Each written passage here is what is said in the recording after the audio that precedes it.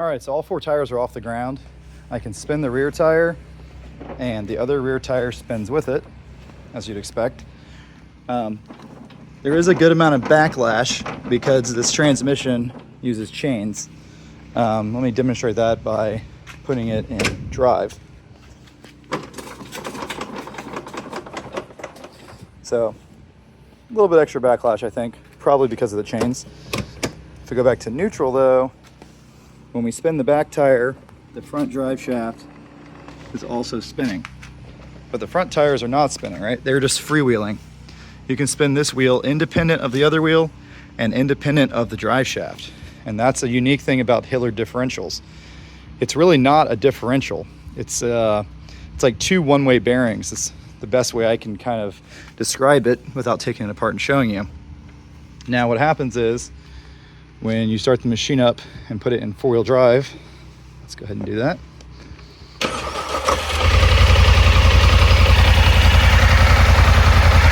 It won't even say 4-wheel drive until you go to drive. Okay, now we're in 4-wheel drive.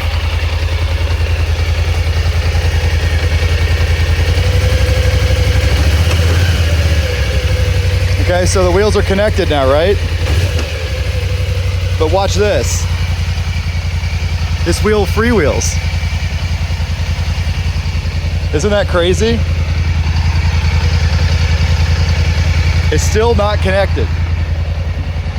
The front wheels do not connect to the drive line until rear end slips and this power comes from the pinion gear. It's a really crazy setup. Now you see you can't turn them backwards right now, you can just turn them forwards. And that's the one-way bearing effect I'm talking about. So if I go to 2-wheel drive, now I can turn them in both directions. But in 4-wheel drive, I can only turn them in one direction. Well, after you engage it. Now you can only turn them in one direction. My point of all saying that is that this is a very unique 4-wheel drive system that really only Polaris uses for the most part. And it's kind of crazy. So in like my first Razor, for instance, the rear differential was geared way higher than the front differential. The back tires had to slip a lot before the front would engage. This thing's a lot closer ratio, I believe. I could look it up in the manual and tell you exactly what the ratios are. But it's a unique 4-wheel drive system, and it is like an all-wheel drive. It kicks in only when it's needed, and it does function as a front locker, which is cool. The downside is that you don't have control over the front locker, and it has to be very well maintained to work right, because a lot of tight tolerances in there, a lot of little rollers and stuff, and it has to have very clean fluid to work. So make sure you keep clean oil in the front diff, and it takes a very special oil called demand drive fluid. It's expensive. All right, because I'm a freaking nerd, I looked this up for you. So the drive ratios are in the manual as well as all the other ratios. I really do like Polaris manuals to give you a lot better information than some other owner's manual. But you can see that the front diff and the rear diff have different ratios. On the Sportsman 850 and 1000, it actually tends to be pretty close for these Highlifers. They're only off by 3 or 4%. But if you look at some other ones, like my old Razor, right? This is the non-EPS ratios, and this is the EPS. Look at the difference in high gear between the two. So that's a pretty substantial difference in ratio between your electric power steering and non-power steering. And if you do the math here, your high gear in your front diff, your final ratio ends up being 13.71, and your high gear in your rear diff ends up being 10.73. What that means is if you have one of those non-power steering side-by-sides, you're turning your front tires 30% slower than your rear tires, which means your rear tires have to slip 30% before the front engages, and when it does engage, the back's going to pull harder, kind of digging a hole. So these gear ratios are sometimes changed in the transmission with the snorkel gear. So yeah, all that to say is if you're building a Polaris, keep in mind that your back tires are probably spinning faster than your front tires in a slip situation.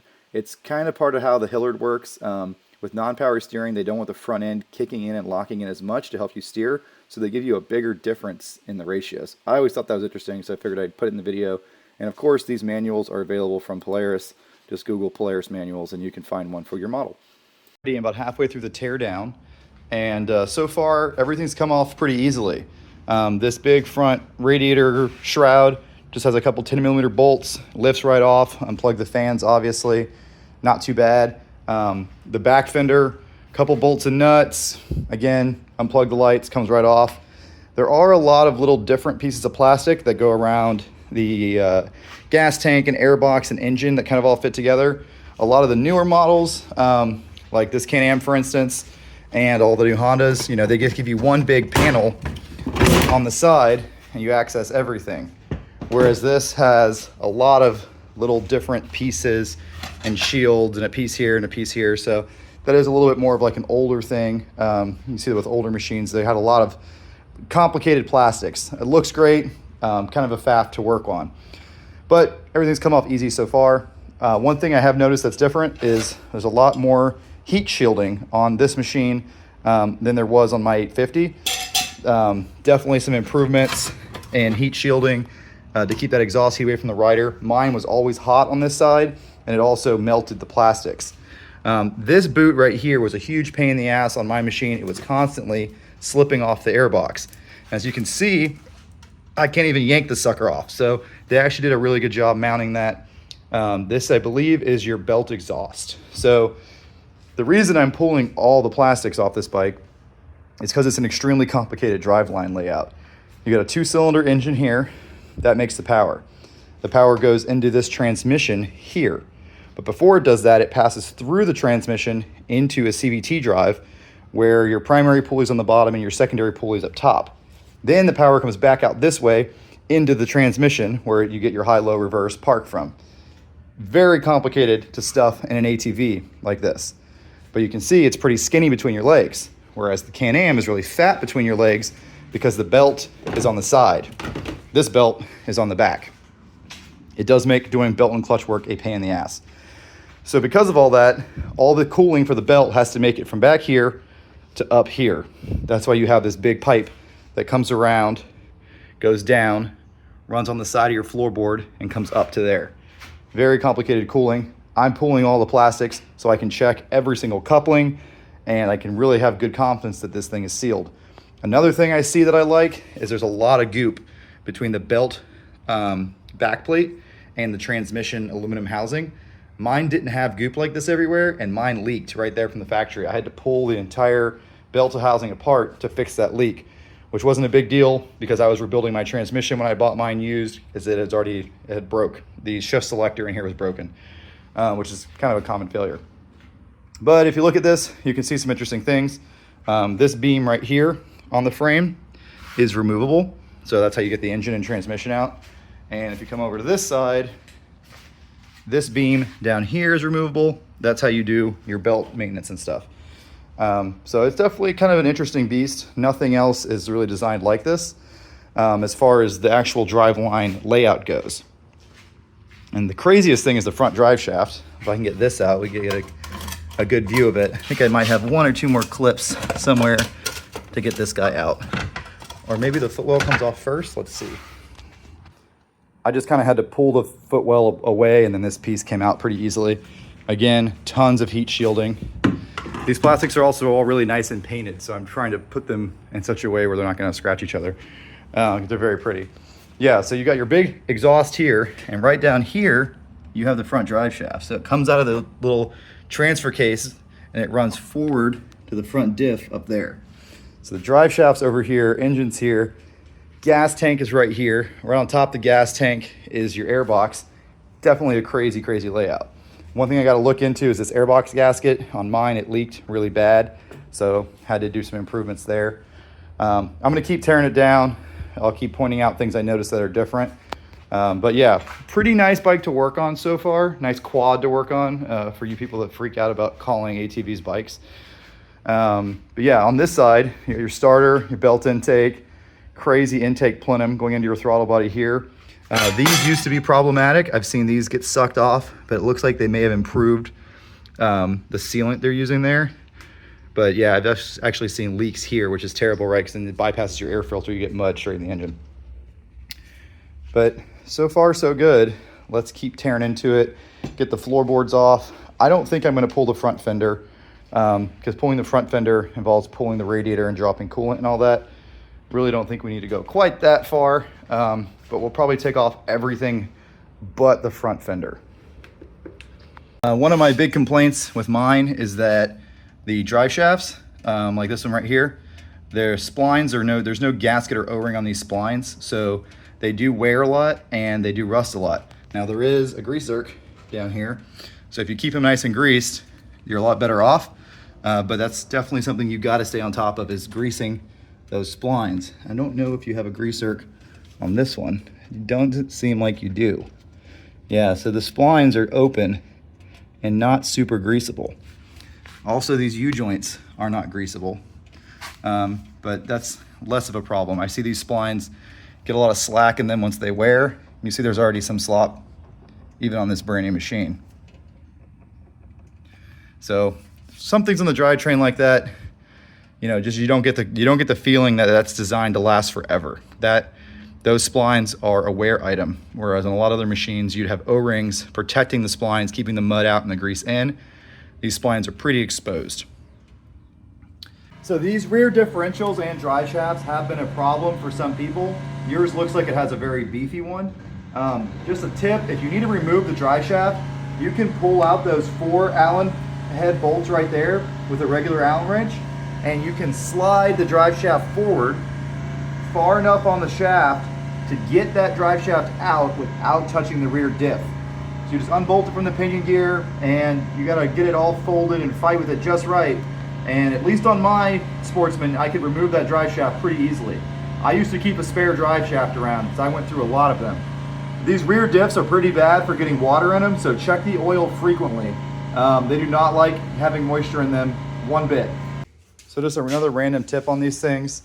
The shifter mechanism in here has this weird circular selector piece, and they can break. So never force the shifter on one of these machines. So that's your shift position sensor right there, and that's the selector in there. But the piece that has the detents in it is kind of brittle and thin. Pretty crazy intake. It's kind of similar maybe to an old Can-Am or a Brute Force where you have a small airbox because it's up on top right here and there's not a lot of space for a giant airbox like you do with a Honda where you can hold a gallon of water in your airbox before your air filter gets wet. This Can-Am has a little tiny airbox up here underneath this snorkel. You've probably seen it in my other videos, and it actually does have a pretty good reservoir at the bottom of it before it gets into the engine. It has a nice drain. So I do like the airbox on these Gen 3s. Don't like the airbox on this thing. Basically, if the snorkel goes under, there's a high chance you're gonna have issues. Seal. Also, this is really high up. It's not gonna go underwater very often. Now, with this airbox design, to be honest, I don't love these kind of airboxes. If you get water in here, that hole right there is the intake pipe. That goes to your snorkel. It kind of bolts and seals to the side, goes to this big snorkel right here. See how small that hole is compared to how big the snorkel is? That's interesting. If you get water in here though, you can't hold much water in this box before your air filter is wet and it's ingested into the engine. If it gets into this big plenum right here, it's gonna go in this bottom cylinder and it's gonna hydrolock it and bend the rod. And that's what happened to mine and killed it. There is a drain down here at the bottom of this plenum. If you ever sink it, before you even attempt to crank it, drain this and pull the spark plugs. This is one of those motors that's so high compression, and it's a 2-cylinder, you can bend the connecting rod with the starter. I've seen it happen multiple times. So make sure there's no water in the plenum or in the cylinder before you ever try to crank this thing, if you indeed sink one. Yeah, there really isn't a drain on the airbox because there's nowhere to hold water in here anyway. So that really is your airbox drain down here. In other words, you don't want to play around with getting water in this airbox, ever. Bad things will happen. Just to mention, it's not really a complaint, just an observation. This is a very loud engine. It's a super high compression, high output motor, and it's right between your legs. The exhaust is right here. I mean, there's some shielding on it for heat and stuff, but you have a lot of exhaust noise and a lot of intake noise. Some of you hear what this thing sounds like when it starts up. I feel like it's louder than my 850 was somehow. So we got it in park. You still have to hit the brake, which I find to be pretty annoying. That's how loud it is at idle.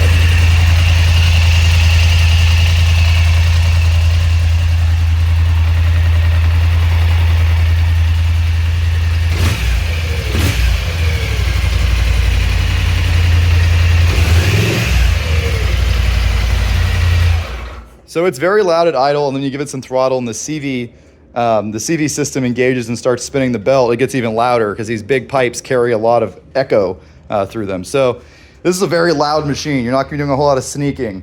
I don't recommend putting loud pipes on them because they're already freaking loud. One of the reasons I think they limit the suspension travel so much is that you don't have a sway bar on the Highlifter. I think this would be all your sway bar mounts up here,